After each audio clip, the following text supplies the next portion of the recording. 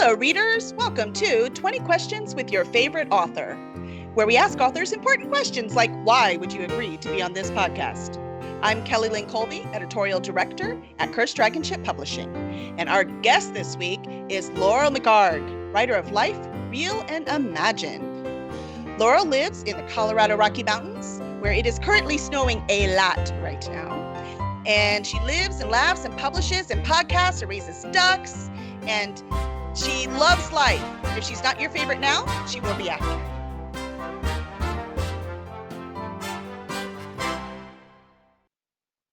See, I just kept going with that bio, man. There's so many interesting things on there, Laurel. Well, let's just start. Let's hit it. Let's go. We're going to hit it. You ready for our hard-hitting questions? Yes. All right, here we go. We got the tough one. Ready for the first one? Ready. Where do you get your ideas?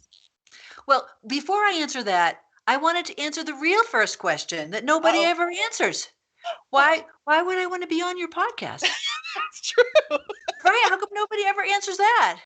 Because I have a really good answer for that. And it's like, you are such a good questioner. You have so many great questions. You're an awesome listener. And I'm also like always blown away by what you know, because like people will be saying stuff and you will have a tie into it. So that's why I wanted to be on this, because you're an awesome host. You're an awesome and generous host. So. Oh, well, thank you very much. That's the best question ever. Thank you, everyone, for coming tonight. I think we're done. That's all we needed to know. No, you're amazing. Thank you very much. I'm just here having fun, man. Me too. Me too. See? And so speaking of fun, where I get my ideas. Oh, my goodness. I get them from all over. I get a lot of them from my dreams. My Water White series started with a dream I had, and I shared it with a friend. I dream in Technicolor, and I have since I was little. And I would always go down in the morning and say, oh, you wouldn't believe my dream. And my parents would roll their eyes because they knew a long story was coming, right? So I've done this forever. And the Water White dream, it started with me running away from bad guys. And it went on from there. And there was a flying frog. And there were all kinds of things. And then as I was writing it, I had more dreams, and so other characters came from my dreams. But I also get ideas from like walking around. I live in Colorado, and it's gorgeous around here. And looking at a mountain, a friend of mine. Can I name names? Sure. My friend John Stewart, not the really famous one, but the one who lives in Leadville. He was my walking buddy, and he pointed out on Mount Massive, there's this outcropping of rock halfway down, and it looks like an old man's profile with a long beard. And I had never seen it before. And I'm like, oh my gosh, Old Man Massive needs to be in my story. So I got that idea. And then I was looking at the top of the mountain and the crisp blue against the mountain. And in my mind, I saw just like standing at the top of the mountain, I just visualized this sheer drop off on the other side. And so that gave me an idea for a scene. What else? Conversations that you hear, little snippets. Somebody might say something funny, and that becomes an idea for a short story, maybe. I also do writing contests. I really like NYC Midnight, if anyone has heard of that. Mm-hmm. And they do contests all year long. They do micro fiction, flash, 1,000 word, 2,500 words. They do screenwriting things all through the year. They have these challenges, and they're really reasonable. And they'll give you, like at midnight on a Friday, they'll give you a genre, an object, and a character. And you have 24 hours or 38 or whatever to come up with a story to fit that. And so sometimes I get my ideas from that. So I have some friends that do that like every year over and over again. I'm like, you're so brave. I don't know if I'd be brave enough to do that. Well, the good thing is, I'm kind of a binge writer. The good thing is it really gives you a short suspense, and you get feedback. You get feedback from about 3 different readers, and they will tell you what they really liked about what you wrote and what they would think would need a little bit of help. So I just think it's great. So from people. Again, back to Water White, I needed to have a lot of young characters in it. And So characters with superpowers. So I would ask little kids that I would see in different places, like what their superpower would be if they would have one, and what their name was. And of course, I'd always ask the parent. And that's how I met Bridger. And I'm like, I never would have come up with the name Bridger, but this little 5-year-old boy, Bridger, told me that his superpower would be to build things. And I never would have thought of that. He was properly named. Yes. Yeah. And he just fit into the story so well. It was incredible. Awesome. So That's I get my ideas from all over. But I think who was it? Was it Stephen King or was it Neil Gaiman who said Stephen King said that he gets his ideas from his brain? So basically that's where they come from. I like your answer better. Okay, so Kevin has a question for you. He wants to know, have you ever named a duck egg before the duckling has hatched? Oh, now see, I only have 5 Khaki Campbell female ducks. I got them when they were this big in the mail. Oh, my mom does chickens, so she gets hers in the mail too. So she gets that. So cool. So I specifically wanted females for the eggs, not for the hatchling. So I haven't hatched any yet. Gotcha. So the answer to that is no, smart aleck, Kevin. No, I have not. Like, have you ever named an egg? I'm thinking, no, I don't name the eggs. That's awesome. This one's breakfast. This one's souffle. That's what I would name them. Frittata. There you go. See? Let's see. Dave wants to know, based on your puzzle book, which we're going to talk about too. Thank you, Dave. Based on your puzzle book, I need to know the great jigsaw question. Do you do the edge first? Oh, well, of course, because that's the easiest, right? And I talk about that. And if you read it, you'll hear about that. However, since I wrote this book, I've been getting other kinds of puzzles that don't have such specific edge pieces. There's a company in Boulder called Liberty Puzzles.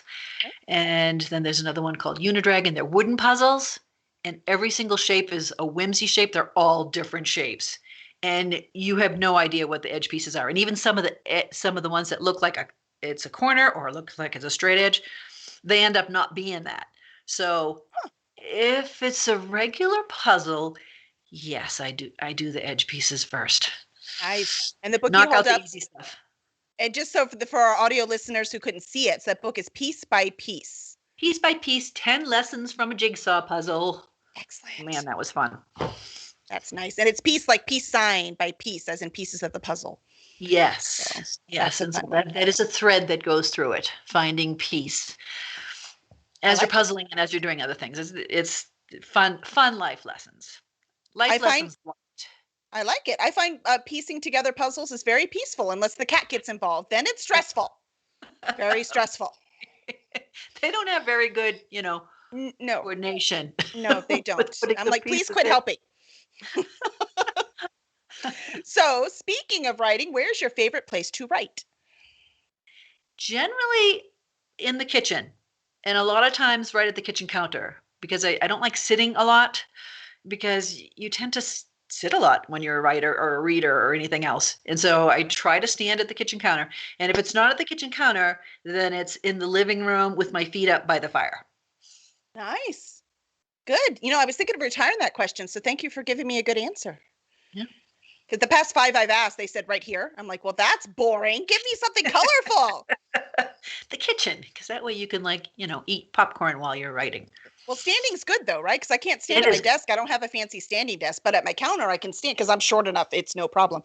So that works great. So perfect. Counter's a good height. Just make sure no one's doing dishes while you're working. Well, that's me. So really, this is not a problem. I'm not that good. I can't multitask writing and dishes. So covers. So you write in such a wide variety of genres. How do you choose your covers? Well, there's a company called 99designs.com. And that's where I've had all my really beautiful covers done, the really complex ones done. Although Piece by Piece, 10 Lessons from a Jigsaw Puzzle, was designed by my co-author's daughter, Sarah Collier. And she did a beautiful job on it. Just simple and lovely. I did my own cover for a couple of them using Canva, canva.com. Mm-hmm. And, Yeah, free program, really easy, user-friendly, drag and drop stuff. So yeah, it works that well. too. Very nice.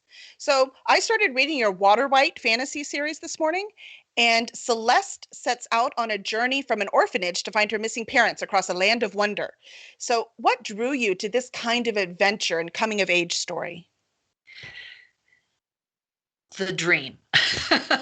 So I had not written fantasy before.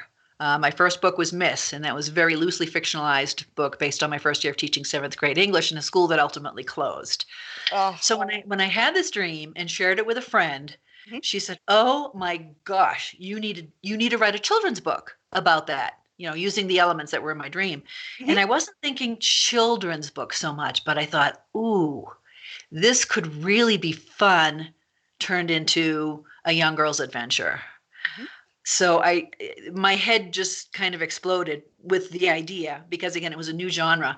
And when I started writing that, I knew that I was probably going to write in as many genres as possible while I'm still alive. That's a goal that I Right. have right now. But the fantasy adventure, just I was teaching in the public schools, and I know kids. Um, and again, my dreams just kept giving me these rich scenes and characters and problems. And I just decided it was going to be a blast to write. And it Mhm. was. It really That's was. awesome. Book one rolled out of me, no planning at all. It just one scene led to another, completely pantsed, completely pantsed. It was ready to be birthed. It was just there. Yes. Yeah. Totally by the seat of my pants. I did that one. Mhm. Then, of course, when I finished it, and it could be a standalone, but when I finished, I really liked my characters. And I thought, well, I didn't really answer what had shattered the planet. Mhm. So I decided I needed another one. And now the second book, when you do anything more than one book, Mhm. then you need a plan Right. because, you have to remember everything that you put in the first book. So Yep. book two, I planned, but not a huge amount. I Okay. basically had three different storylines working through book two. And Mhm. so I did, and I knew that I wanted it to be about the same amount of chapters close. And so I did some math Mhm. to break down how many chapters I'd need and how many pages per chapter.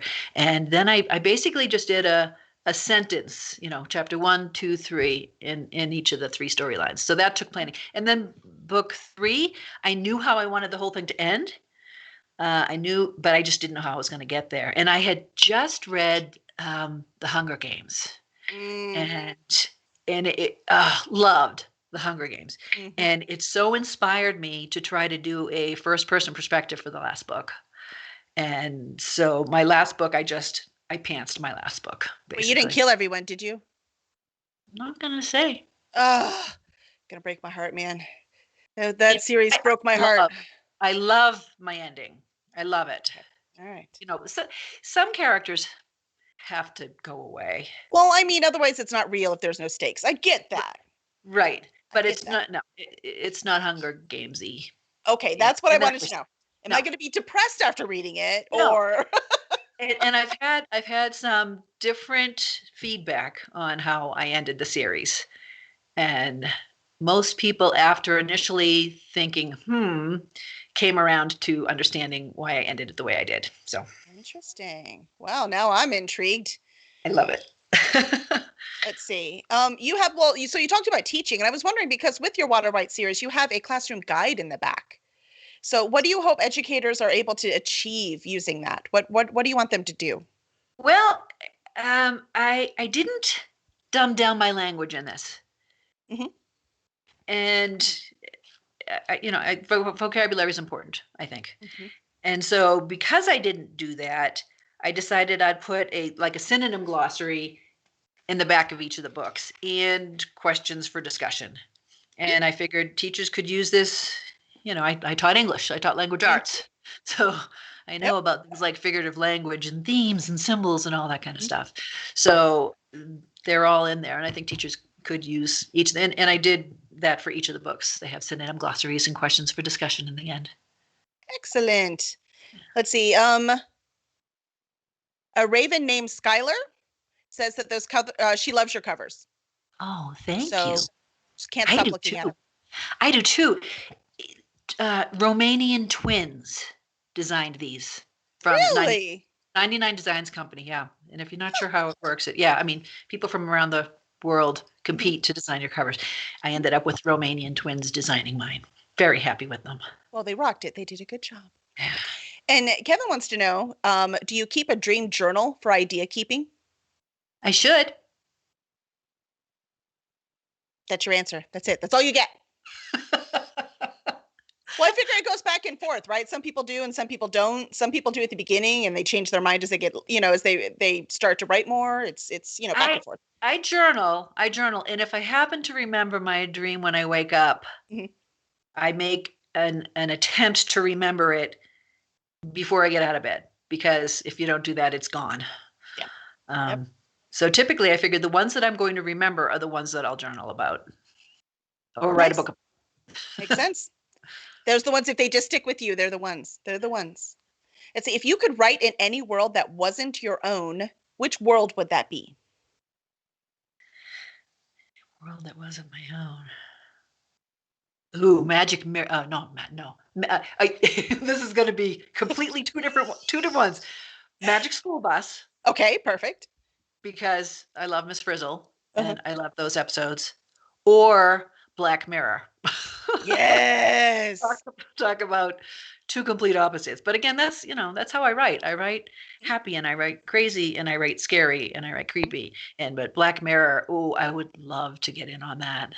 Oh, it's fantastic, right? Like they brought that short, like the Twilight Zone, the stuff that, we grew up with. They brought it alive again and it's Yes. gorgeous. So Yes. cleverly done. Mind blowing, yeah. Yeah, it makes you think, right? So you have the short story that's entertaining, but it makes you think. And I love that kind of stuff. Me Love too. Black Mirror. Good choice. Good Yeah. choice. Didn't even think of Black Mirror. Now I want to write in Black Mirror. I mean, they're still making that. We might be able to. Let's see. Roger wants to know, talking about Black Mirror and the darker themes, Roger wants to know, what's your inspiration for Dark Ebb?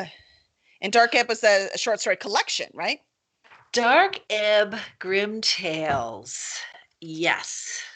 My inspiration for this, I guess, came from the short story competitions that I started doing. And I had no idea that when I write short things, they go dark. It totally surprised me. Wow. So a lot of some of the genres that I was assigned were horror.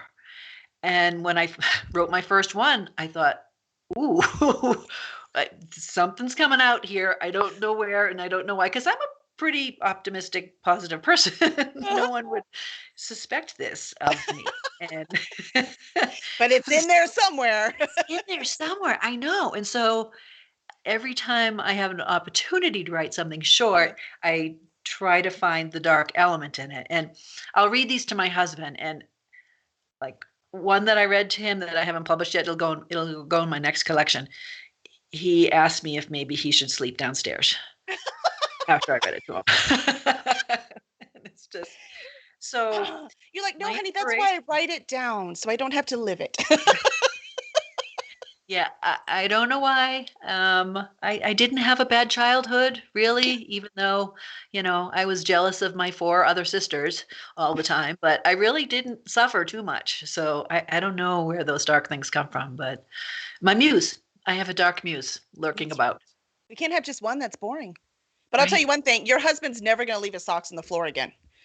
He doesn't. Oh, he does not. He's way neater than I have ever been in my life. I'm a lucky girl. That's awesome.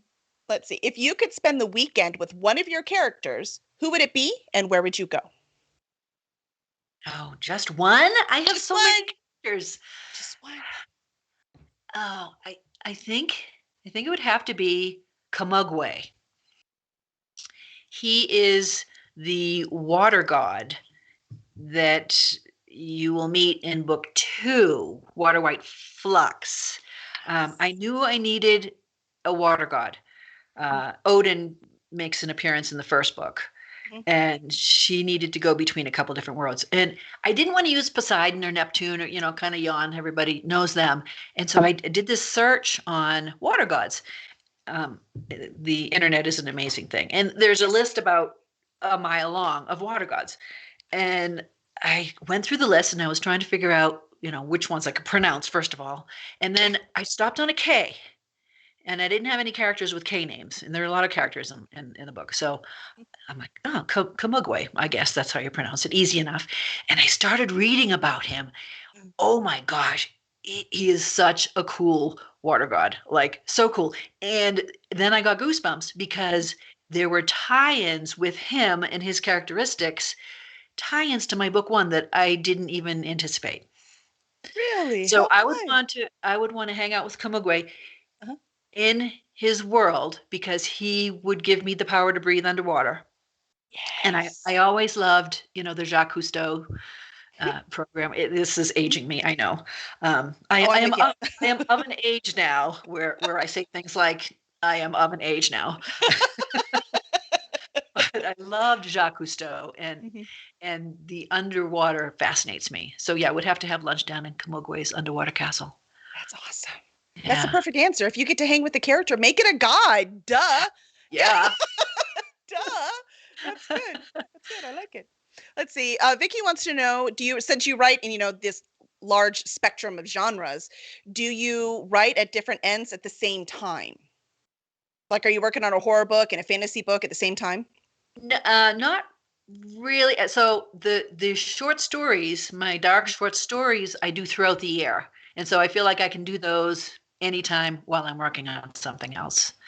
I'm kind of working on something memoir-ish, but I'd rather really work on a new one that I'm working on, but we'll get to that later. But so I guess the answer is short stories I can do all year round, regardless of what else I'm writing. Excellent. And then Roger wants to know, do any of the shorts inspire ideas for full books? Yes. Yes. Yeah. Yeah, I do that too. That's my problem. I write the short story. It's supposed to be a one and done. And I'm like, oh, but this world, the things I could do. Yes. Or a series. Mm-hmm. Yeah. Yep. There's not enough time. I know. But when you said earlier, I'm going to write as much as I can for as long as I'm here. I'm like, me too. Oh my gosh. So many ideas. Yep, totally with you. Vicky loves your dragonfly Oh, necklace. thank Yeah. you.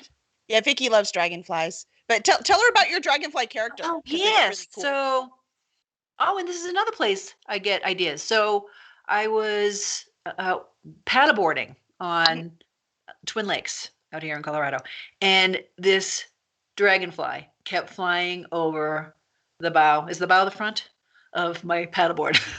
Tell you weren't in Navy, the Navy. Navy girl, the bow's the front. Yes.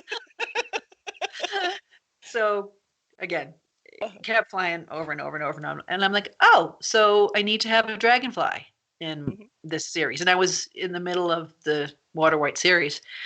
And so I thought, well, what do I do with a dragonfly? How do I make a dragonfly different? Because that's, there are only so many ideas, unique ideas in the world, right?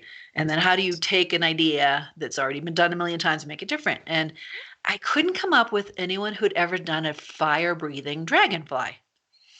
So there's a gigantic fire-breathing dragonfly, Nor, in the series. Yeah. That's so cool. Meet her later in the series.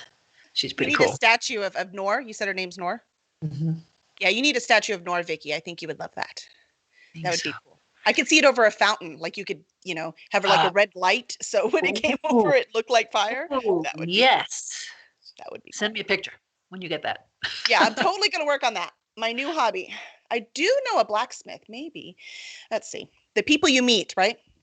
Yeah. Let's see. If you could have one story turned into a movie or TV series, which one would it be? Which story? I think Water White would make a great Netflix series because my chapters are scenes, and each one ends pretty much on a cliffhanger. I think it would make an awesome story. There are so many characters in there that are just visually stunning. Thunder, my multicolor swirling jaguar, who again came to me in a dream. Where else would a multicolored swirling jaguar come from, right? Yeah, I mean, it has to be. Yeah. And his name's Thunder, and he's just this cool dude. I really like him. Just so many awesome things that visually would be stunning. So That's fantastic. That would be a fun series, actually. And yeah, technology has caught up with our Netflix, imagination. Netflix, you out there? That's right. Call us. I'll start We have working some on fun stuff. screenplays. And let's see if we got that one. So let's see, Dark Ebb. You kind of answered that one. We're good. Because I was going to ask, what is it about horror that you find compelling? But I think you pretty much answered that. Yeah, it excites me. It surprises me because some of my stories, again, I'll be outside, and a lot of times I won't know what's going to happen next until I'm out on a walk or on a paddleboard or something, and then you hear something or whatever, and it just hits you. I mean, even on the paddleboard too, I was floating on the lake, and I had my ear to the paddleboard, and my husband was in his kayak paddling, and I just heard this rhythmic splashing, and it sounded like a heartbeat to me in the water, and that's how I ended up with a kind of a tragic octopus situation in book 2 of Water White Flux. There had to be this octopus. So, yeah, crazy things where you get your ideas from. That's clever. If I heard a heartbeat in the water, I'd be like, can I get out of here now? Thank you. Well, what hobbies do you enjoy to refill your creative cup? Well, we already talked about puzzling, and I was never a puzzler until the pandemic, right? Until COVID. Huh. And I wasn't an alcoholic before COVID, so we're good. I have a new hobby too. I do like my scotch. My friend, my co-author Nadine Collier, for the Piece by Piece 10 Lessons from a Jigsaw Puzzle book.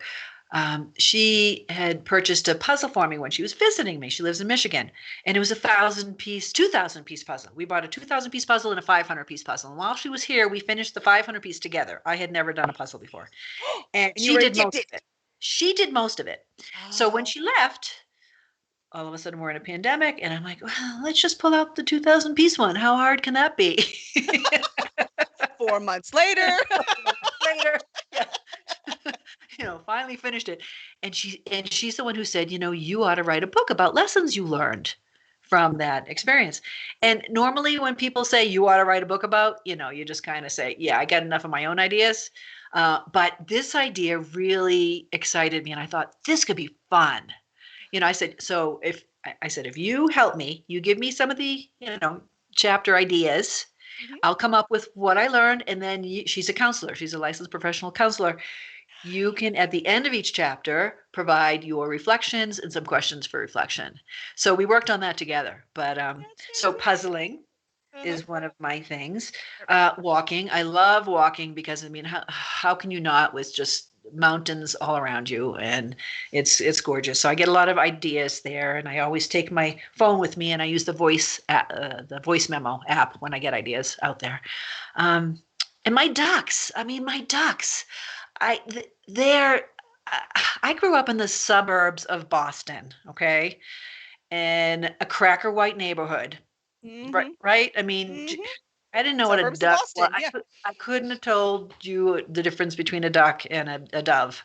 But all of a sudden, here we are. We have a little bit of acreage, and my husband said we should, do some homesteading stuff, and we got the garden, and we should have chickens so he researched chickens and ducks. And I thought, well, okay, all right, I'm going to be taking care of chickens and ducks. And he decided that ducks were more hardy for the cold environment.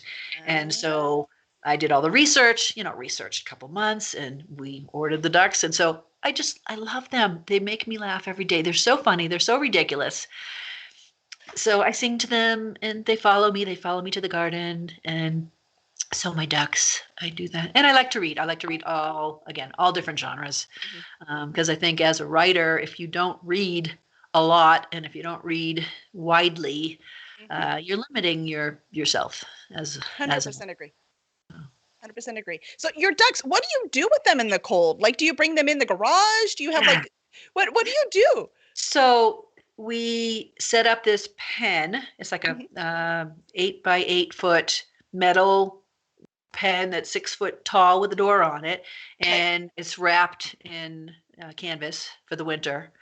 And so, and we sunk cinder blocks so no critters could get underneath. So they're safe at night.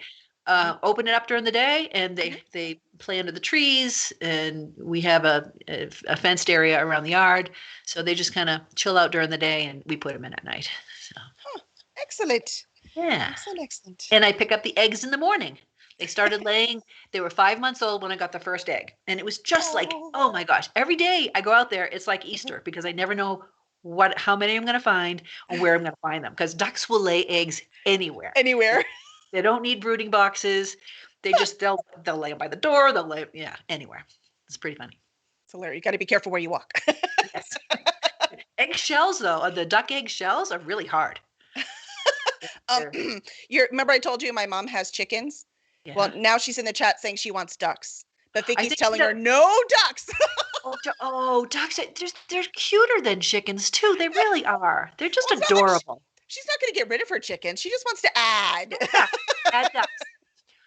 Go to my YouTube channel and follow my COVID Duck Chronicles, because I started that, too. Oh. And, that takes a lot of time. Chronicling the whole, from birth to now. And I started a TikTok account, Laurel the Duck Wrangler, because, Laurel the Duck Wrangler. That's awesome. all these things that are keeping me from writing. Right. Yeah. If anything, when you become a writer, you learn to be very creative in your procrastination. Yes. That's awesome. Sorry about the ducks. They're really happy about the ducks in the chat. Let me tell you. I love my ducks. Yeah. Some people say we need a whole an entire army of ducks. Vicky says 0 ducks. And I occasionally have my ducks in a row. It's wonderful. Every now and again. Well, the snow's deep enough, which you did just get a whole bunch of snow, didn't you? You could just dig one path. Well, they just waddle through the snow. It's really? Oh yeah. They don't care. They're like, whatever, we're good as long as we're fed. Yeah. Well, speaking of like your TikTok and your YouTube, I know you also do a podcast called Alligator Preserves. So, and on that, I loved it. It was very eclectic. So it seems like you're eclectic too. So that's fun. So I saw you have interviews with authors. You have some day in the life entries. You even read some of your short fiction or nonfiction on there. So why did you decide to start this podcast? Well, I started my website back in 2011. That seems like a million years ago, doesn't it? And it is, isn't it? Pretty sure it is. Yes, 2011. And I would post fairly regularly.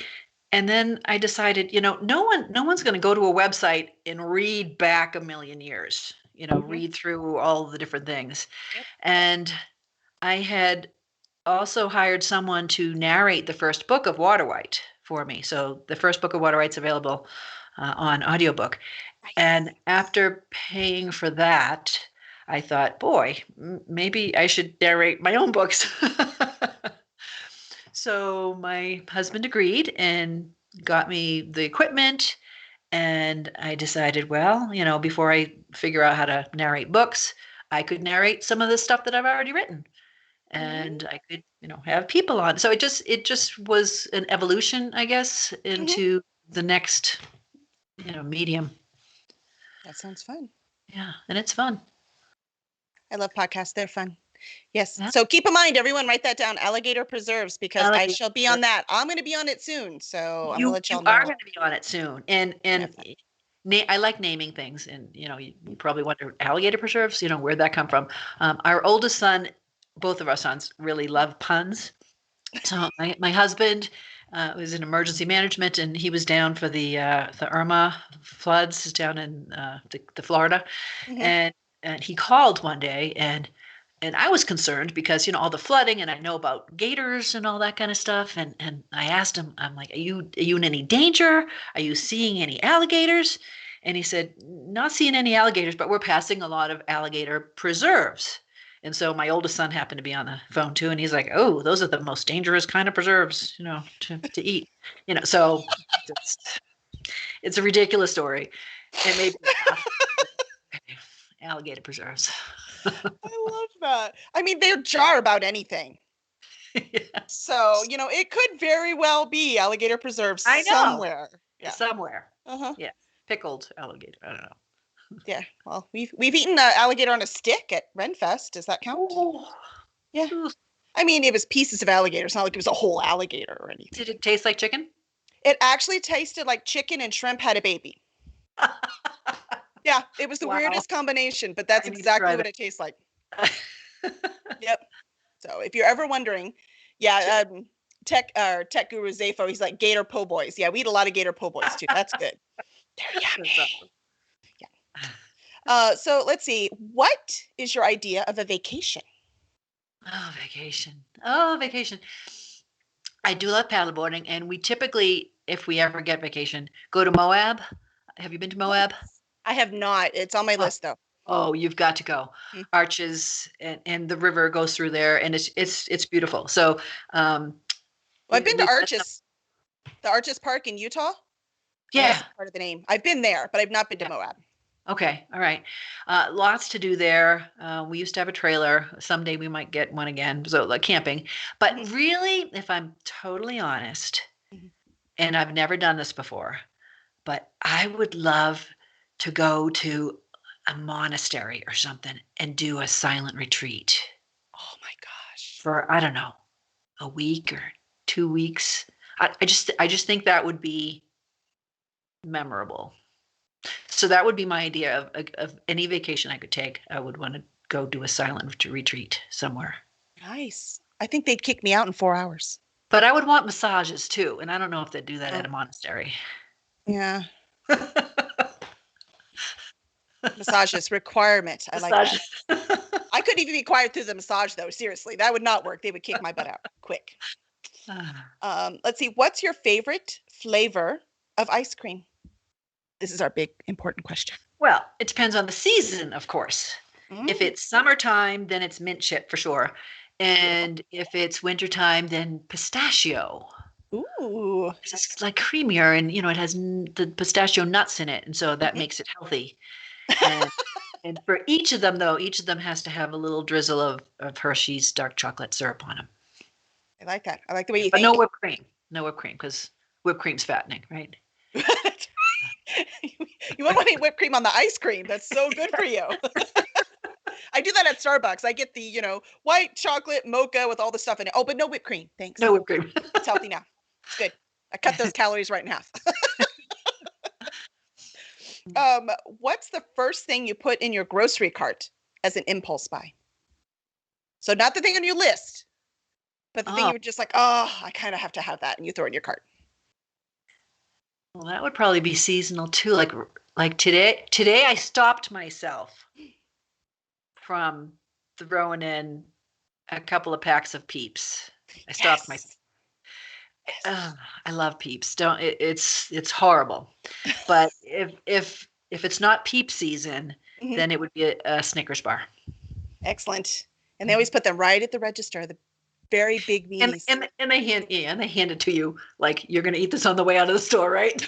Because they know. Yeah. They're like, here, I Yeah, don't it's want you to gonna have be to gone. search through the bags. It's gonna be gone before I get home. That's awesome. Yeah, that's funny because the Easter candy. Easter candy, for some reason, is more tempting than Halloween candy for me. Yeah. Oh yeah. Yeah, we just went to Target and my daughter needed a new book bag. So we went to get her book bag, and the book bags were right beside the Easter candy. I'm like, are you kidding me? Choose the bag quick. We got to go. But I resisted too. So there must just be something going on. Ah, I won't resist for long, though. no, me either. No. Wait till they go on sale. That's right. I don't have little kids anymore. I could buy all the Easter candy cheaper after Easter. Yeah. Well, so who has inspired you along the way? Who has inspired me? I know I'm asking the easy questions now. Like for my writing or for life? Sure. However you would like to answer it. My husband constantly inspires me. I'm gonna put that right up there. Is We're that where the going horror stories? We talked about that, right? Yeah. We're going on 38 years now. I met him Oh, at West Point. congratulations. Yeah, and he constantly inspires me because his standards for himself are so high, and he doesn't inflict those on me, but he motivates me. So he inspires me for life things. As far as writing goes and reading, this will really date me. Oh, I got lost in Louisa May Alcott's Little Women, Little Men, Joe's Boys, and it's funny because I'm the fourth of five girls, and I never pictured myself as a tomboy, but I totally related to Joe. And So that I got lost in those books as a young girl. Then let's see. Oh, I think of Robin Cook's Coma. I think I probably read that when I was a teenager. And that, oh my God, I literally was sitting on the edge of my seat, like tapping my foot reading that. And maybe that was the seed of the horror stuff in my Right. head. Yeah. Oh, I'm just getting that now. Sat 'Cause I there remember, that whole time. oh my, yeah, that was horrifying to me. And I loved it. Um, of course, Steinbeck, Grapes of Wrath and Travels with Charlie, which is hilarious and wonderful. And he just does his dog so well. Neil Gaiman. I didn't even read any of Neil Gaiman's stuff until someone said that like part 2 of Water White was reminiscent of Coraline. And I'm like, whoa, Coraline, I should read Coraline. And so I read Coraline and I thought, oh my gosh, I can see I can see this. See the resemblance. Yeah. And I actually went to a Neil Gaiman talk when he came to Denver in 2018. That was awesome. He's a amazing. dynamic speaker. Oh, I know. Quiet. Oh, How yeah. do you do both? But he does. I know. Oh, he's so good. Oh, there are so many people. Irma Bombeck, because I love humor. I mean, I try to put humor in whatever I can. Mhm. I try to find the humor in every situation. So she was a big inspiration earlier on. Oh, Barbara Kingsolver. It's a lot of inspirations. They're everywhere. I get inspiration and ideas from everywhere. I love it. I love it. Let's see, West Point. Rumor has it you're a West Point grad. Yes, I am. So Long ago, far away. First, impressive. Second, have you brought any of your military experience into your writing? Well, I'm actually working on that right now. So I graduated a few decades ago. Mhm. And people have always asked, when are you going to write about that? When are you going to write about that? So I decided I would do, and my husband actually suggested, he says, you should do a military romance because would be a new genre. And I thought, okay. It's actually a popular genre. I could try that. I could try my hand at that. And then another friend said, you should set it in the future. And then kind of like with my dream in Water White, my head exploded. And I thought, oh, that would be so much more fun to do that. Yep. And I could use what I learned at West Point and in the Army and launch it 300 years into the future and tweak things and use what I know. So that's in the works. That'll be fun. Yeah, the chat thinks that would be fun too. Yeah, I'm really looking forward to I'm on chapter 12, I think. Nice. Of the first book, and I want to make it so that it can be a standalone, kind of like Water White, but I know it's going to be a series. Excellent. Yeah, Roger suggests Space Navy, though it should be Space Army. Love is only a spacewalk away. You know what, Roger? Stick to programming because sorry, it's not. No. I mean, I love you. I look forward to reading your book with that title. That's right. That's right. Get on it. You're next. I'll publish it. It'll be great. So what project that's in progress or not started are you most excited about? Well, this one, the one that I just mentioned. So yeah. That's awesome. That'll be fun. And this one also, and again, whenever you decide to write a book, you have to figure out, well, and if it's fiction, what point of view are you going to take? So I just finished reading Bernard Cornwell's Saxon series, 12-book series. I think it's more than 12, but he wrote some after the 12 books. But The Last Kingdom, Uhtred. I don't know if you've seen The Last Kingdom on TV. I have not. With hunky Uhtred, yeah. So I'm going to see it now. Oh yeah, it's good. It's really good if you're into that. Eye candy. Oh, I mean serious dramas. Yeah, serious stuff with totally what we meant. Serious things and serious bods. Anyway, so he wrote that series from the perspective of himself as an old man looking back at his life and telling the stories, and he did it so well that it just inspired me to try that for my next series. So that's what I'm going to do. So it'll be a looking back, but because whatever he was describing was so right in your face and right now and very vivid and very exciting.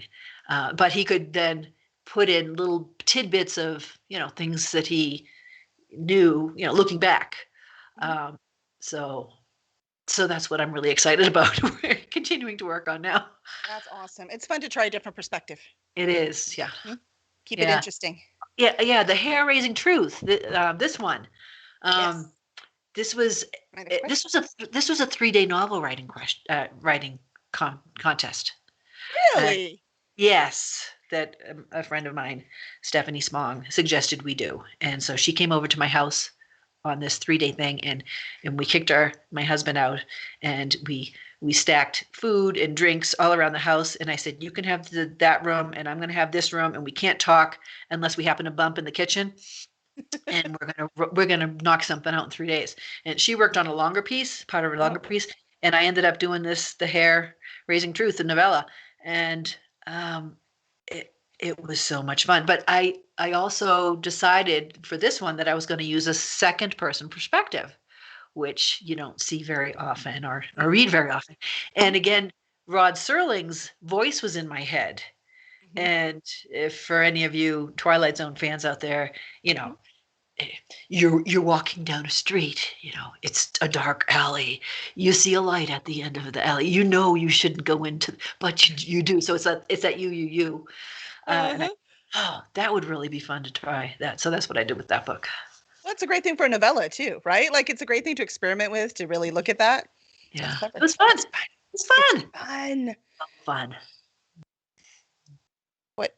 Oh, nice. Okay, Roger wants to know if you had something created into a series, what control would you want over the script? Oh, that's a really good question. Total control. That's desired, right? Total control. I guess it would depend on the tweaks that were made. It's frustrating to see movies after reading books. I just read Truman Capote's Breakfast at Tiffany's, which I had never read before. I've had for decades, and I finally decided I was going to read it. And oh my gosh, of course, I close the book and I think, what am I doing writing? Because it's just so never be like that. Incredibly well written. And then I haven't seen the movie, but I went and looked at the plot line for the movie, and the movie just is not the book. And so he must have been horribly disappointed by what they did with it. I kind of still want to see the movie because, it'll be interesting to compare. I think One Flew Over the Cuckoo's Nest is the one book that I've read where the movie with Jack Nicholson actually was so close to the book. Nice. So how much control do I want? I don't know. I'm flexible. See that? I'm going to say it depends, right? Because I laugh because Jim Butcher's idea is always the check cleared. I don't care. They bought the rights to it and the check cleared. I paid medical for my family. I'm good. So it's a very business way to look at it, where J.K. Rowling's like, she must control every single aspect of what's going on. So, there's kind of I think if whoever bought it loved it, then let them have it. I'm easy to work with. Yeah. Yeah. As long as they loved it. Right. Because if they loved it, they'll do fine. Yeah. I mean, like I said, the visuals in it are stunning. That's the fun stuff, man. All right. Well, that's it. We only have one question left. We've done it. Laurel, we've done it. We've done it. That's it. One last question. You ready? Yeah. Where can fans find you and your work? Oh, well, you could go to my website, laurelmchargue.com, which, it'll pop up. It'll say leadvillelaurel.com because we lived in Leadville, Colorado for 12 years before we moved down here to Salida. And if you know anything about Leadville, it's this tiny little town set at 10,200 feet elevation. We were in a beautiful Victorian house. That's where I wrote most of my books. It's a beautiful place. So Leadville Laurel, I had to be Leadville Laurel because of the alliteration, right? So I kept that. Anyway, leadvillelaurel.com. I'm on Facebook, author Laurel McHargue, Twitter, Leadville Laurel. If you put Leadville Laurel in anything, I will come up. My podcast, Alligator Preserves, my Twitter, my YouTube page. Look up Laurel McHargue or look up COVID Duck Chronicles and you'll find me. I know kind of some all over. people who probably are already looking it up right now. They were so excited about the ducks. I'm on Amazon. All my books are in paperback and Kindle. Ingram has them too. I will be working on narrating the books someday. Yeah. Nice. All right. So we are gonna, for everyone who Laurel is their new favorite author, please make sure to review her books, and please review this podcast. We'd love to hear what you think and what you would like us to do. And we would love to do it because we're so excited about it and we love it. And thank you for coming. And we will see you next week with author Larry Hoy. Thank you, Kelly.